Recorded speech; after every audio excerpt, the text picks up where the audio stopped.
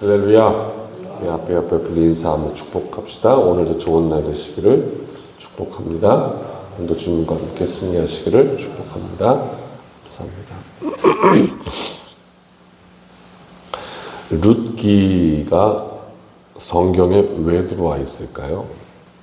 이스라엘 백성의 이야기도 아니고 한 이방 여인, 모압의 한 여인의 이야기인데, 그렇다고 또 이 여인이 위대한 어떤 우리가 보고 있는 그 위인전 이런 데 나올 만한 대단한 인물도 아니고 나라를 구했던 인물도 아니고 세상적으로 볼 때 역사에 기록될 만한 어떤 근거도 없고, 룻기가 왜 성경책에 실려 있을까? 룻기가 이야기해주는 그 스토리는 뭐냐면, 그냥 한 가정이 있었는데 기근 흉년을 만나서 그냥 며느리네 동네로 이사 갔다가 거기서 남편, 두 아들의 남편, 또 시아버지 다 죽고 거지가 돼서 다시 돌아왔다. 그런 내용이거든요. 돌아왔더니 또 먹고 살기가 참 어려웠다. 그런데 그냥 그 친척 중에 누가 있어서 거기서 이삭줍기 하며 살았다. 그게 내용이거든요.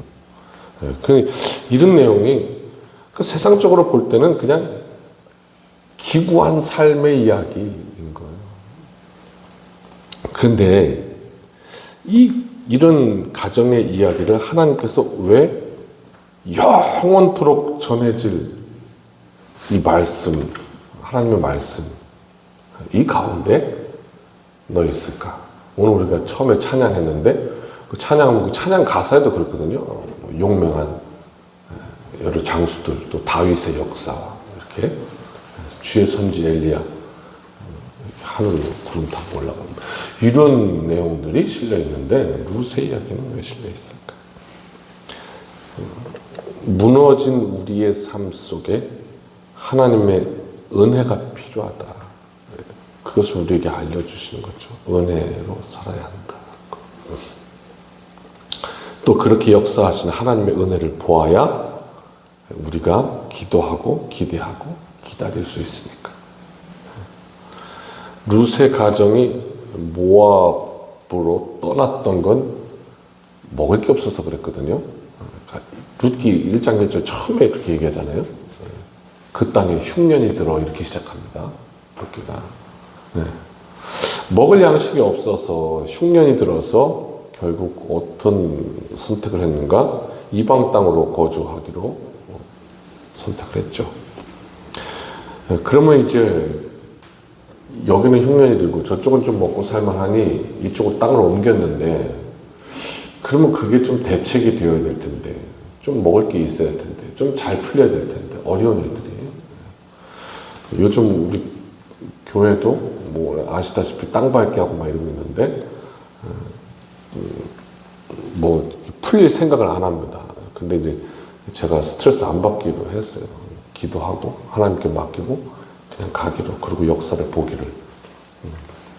오늘까지도 풀린 일이 아무것도 없습니다. 그런데 하나님께서 어떤 일을 하실지가 매우 궁금합니다. 이렇게 되어져 가는 일을 보면 뭐 참 재밌는 일이 일어나겠구나 하는 생각을 하게 됩니다. 로뎀의 집도 한번 다녀오기도 했고 그 가운데 일이 있는데 아직 궁금해서 다 말씀을 못 드리니 나중에 다 책으로 펴낼까 합니다. 그래서 이 간증을 좀 한번 들려드리면 좋겠다. 또 여러분도 참 그 귀한 일이에요. 교회가 함께 기도한다는 거. 뭐 땅 밟는다고 무슨 일이 있겠어? 그런데 아니요. 그러면서 각자 개인의 삶 속에 하나님 주시는 은혜가 있단 말입니까? 이런 거 놓치면 참 우리가 신앙생활 무슨 재미로 하나 그런 생각합니다.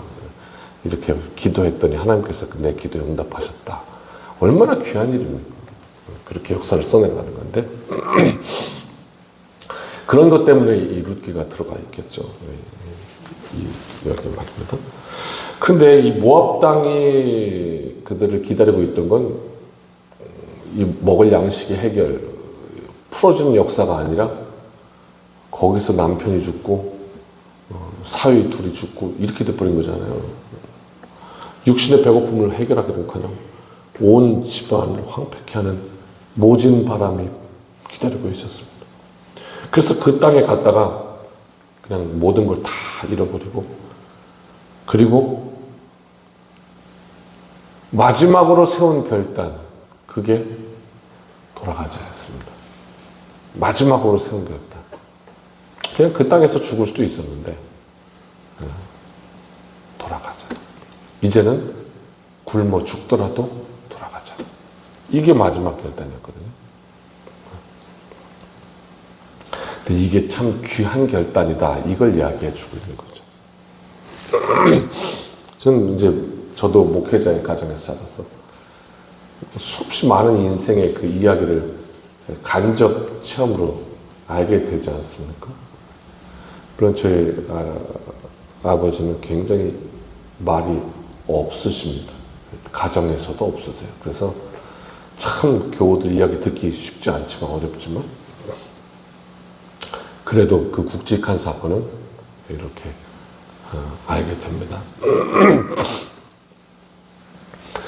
세상에서 큰 어려움과 환난을 경험했는데,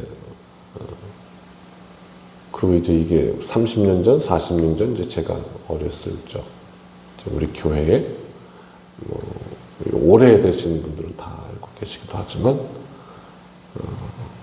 우리 가정 가운데는 참 여러 종류의 가정들이 많이 있었죠. 서울에서 이렇게 큰 사고를 하다가 참 어려워져서 다시 또 인천으로 내려오고 이런 분들도 계시고, 근데 룻 같은 선택인 것 같아요.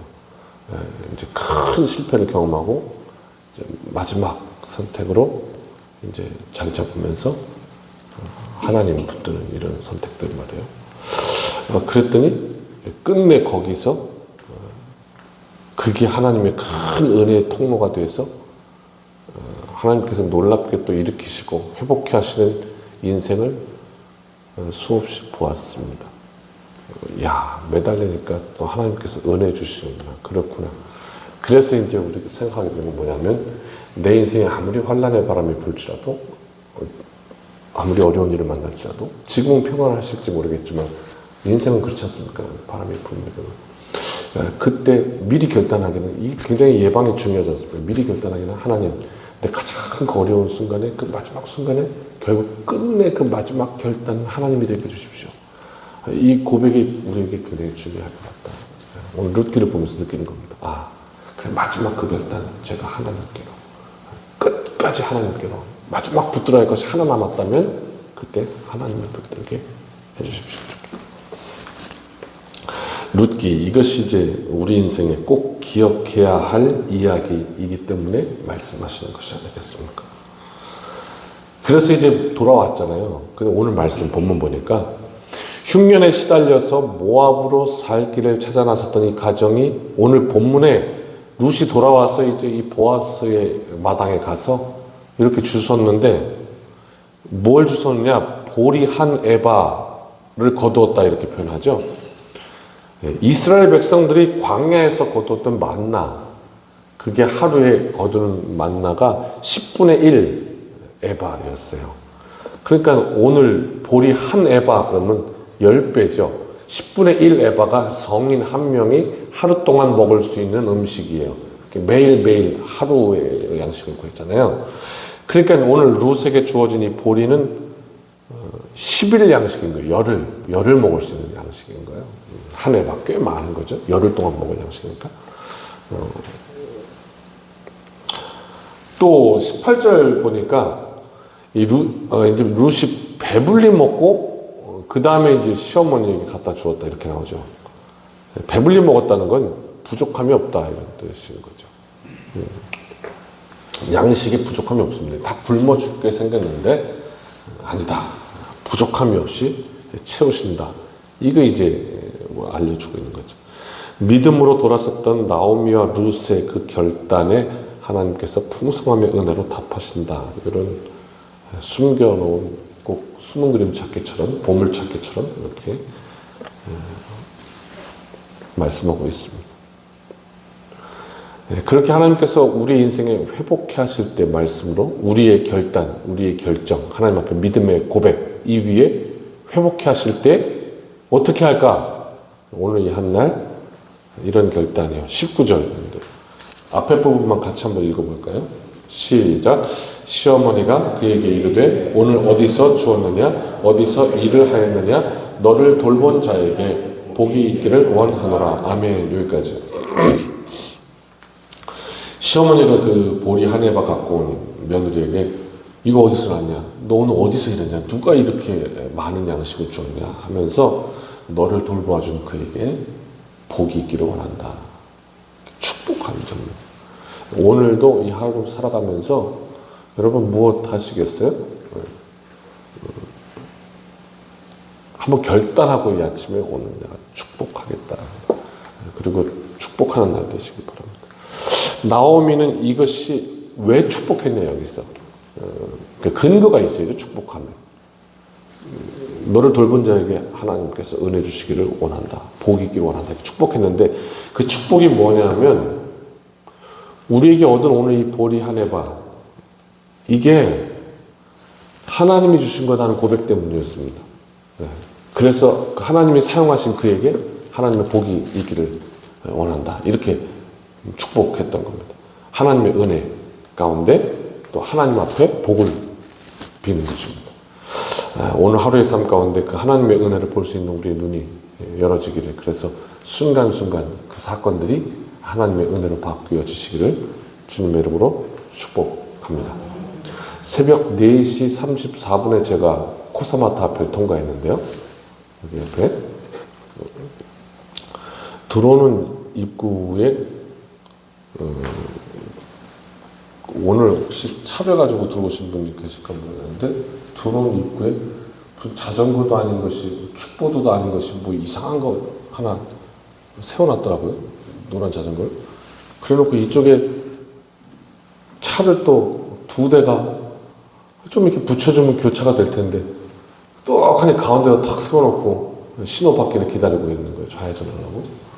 그래갖고 교차가 안 돼갖고 거기 한참을 서 있었어요. 그러니까 새벽부터 이제 뭐 이렇게 올라오더라고요. 이렇게. 아니 조금만 양보하면 같이 다 갈 수 있는데 어쩜 저렇게 이기적일까 하면서 이게 확 올라오더라고요. 순간 올라오면 어떡하지? 평안을 잃어버리는 거죠. 참 진짜 별것도 아닌데 그냥 기다리면 되잖아. 한 1분만 기다리면 되는 걸 왜 그게 그렇게 근데 나 같으면 저렇게 안 하는데 이런 마음이 이렇게 막 올라오고 그러면서 또 말씀 앞에 준비하려고 딱 섰을 때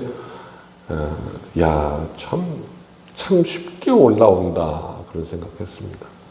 조금 더 말씀 묵상 계속 하면서 살면 이거 아무것도 아닌데 오늘 한날도 그런 일 만나겠죠? 많이 보겠죠? 네. 이렇게 올라오는 일이 있겠죠? 뭔가 눈에 거슬리는 일이 있겠죠? 그런데 그것보다는 오늘 말씀 가만히 계속해서 묵상하면서 하나님께서 베푸시는 그 은혜 가운데 지금도 내가 살고 있습니다. 호흡 주셨습니다. 오늘도 이렇게 맛있는 음식을 주셨습니다. 또 감사하게 하셨습니다. 그러면서 계속 축복하는 하나님의 은혜를 보기 때문에 감사가 넘치는 이런 은혜가 있기를 주님의 이름으로 축복합니다. 하나님의 은혜임을 알았다. 그랬더니 그 다음 스텝, 그 다음 단계가 뭐냐? 축복이라는 거예요. 하나님께 복을 비는 거예요. 하나님 은혜를 베푼 저 보아스, 하나님의 섭리 가운데 행하신 일입니다. 그러므로 하나님께서 저 보아스에게 은혜 베푸시기를 원합니다. 이렇게 은혜를 갚은 거예요. 사실 세상적으로 보면, 밖에서 보면 그 은혜는 보아스가 준 거 아니에요. 보아스가 고기를 줬잖아요. 근데 그 모든 섭리가 하나님께서 하셨음을 고백하고 그게 딱 보이니까 하나님께서 보아스에게 갚아주시기 바랍니다. 그러니까 은혜 갚을 길이 생긴 거예요. 세상적으로는 내가 할 수 없잖아요. 그죠? 아니, 복수를 얻었으면 내가 다른 걸로 갚아야 되는데 갚을 도리가 없습니다. 그러나 하나님이 하시니 하나님께서 갚아주시기 바랍니다. 이렇게 축복으로 은혜를 갚는 이 장면이 나와요. 많은 이들에게 축복 그냥 하는 거 아니고 하나님 앞에 기도함으로 은혜를 갚는다 이런 거요. 더불어 알게 되는 게 있습니다. 오늘 이 말씀 속에서 보아스에게 배울 건 없을까요? 우리가 이렇게 은혜 베푸는 이 한날 되시기를 또 바랍니다. 작은 친절 하나로부터 우리가 이렇게 축복을 얻는 하루, 복을 빌고 또 누군가에게 축복을 듣는 하루, 욕을 듣는 하루 말고 축복을 듣는 하루. 참 감사합니다. 당신 참 복받을 사람입니다. 이렇게 그런 말을 들을 수 있게 어떻게 하면 그럴 수 있을까? 오늘 만나는 사람들이 저와 여러분에게 복을 빌어주는 하루가 되기를 바랍니다. 그렇게 선을 베푸는 하루가 되기를 보아스처럼 만나는 이마다 어떻게 할까요? 1단계 좀 웃읍시다. 찌푸리지 말고 친절하고 도와주고 베풀고 또 누가 내게 그렇게 호의를 베푼다면 거기에 대해서는 또 축복으로 그 은혜를 표현하고 갚아주고 이 모든 은혜로운 삶 그 한가운데 이 룻의 가정은 풍비박산이 나 있었지만 그러나 그 은혜 가운데 지금 하나님께서 회복시키시고 풍성하게 하시는 그 은혜가 계속해서 넘쳐나고 있습니다. 결국 그래서 그 가정이 어떻게 되느냐 아시죠? 룻을 통해서 예수 그리스도의 족보가 완성되는 놀라운 데까지 갑니다. 큰 은혜를 입습니다. 이 모든 은혜로운 삶 그 한가운데 하나님의 일하심 함께 하심이 있습니다. 오늘 이 한날 복된 한날 되시기를 주님의